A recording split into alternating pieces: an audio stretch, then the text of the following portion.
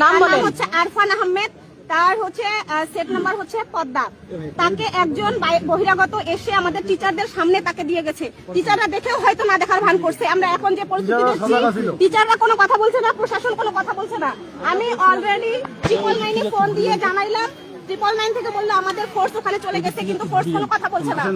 Public এসে আমাদেরকে মারছে, সবাই এসে আমাদেরকে মারছে, প্রশাসন কোনো কিছু বলতেছে না, বসে আছে এখানে। আমরা 5 বছর পড়াশোনা করি, 4 বছর পড়াশোনা করি, শুধু চাকরির প্রিপারেশন নেই, শুধু চাকরির প্রিপারেশন নেই। ঢাকা থেকে আসছি শুধু পরীক্ষা দিতে, ঢাকা থেকে আসছি ছোট বাচ্চা নিয়ে, 2টা 3টা একজনের বাচ্চা, ছোট বাচ্চা নিয়ে পড়াশোনা করে আজকে পরীক্ষা দিতে আসছি। পরীক্ষা আমাদের কোশ্চেন ভালো ছিল, আমাদের পড়ার মধ্যেই কোশ্চেন ছিল। আমরা যদি মেধায় যদি টিকতাম, আমাদের পড়ার মধ্যে আমরা 65-70 পেয়ে আমরা টিকতাম। যেভাবে প্রশ্নপত্র সাপ্লাই দিচ্ছে সেইভাবে আমরা 80-তে যদি 90-এর মধ্যে 80 পেলেও আমরা টিকবো না, আমরা টিকবো না।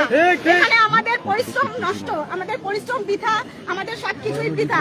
এখানে প্রশাসন কোনো কথা বলছে না। আমরা এই পরীক্ষা বাতিল চাই, বাতিল চাই, বাতিল চাই, বাতিল চাই, বাতিল চাই, বাতিল চাই, এক দাবি, বাতিল চাই, এক দফা এক দাবি, বাতিল চাই, এক দফা এক দাবি, বাতিল চাই, বাতিল চাই, এক দফা এক দাবি, বাতিল চাই, বাতিল চাই।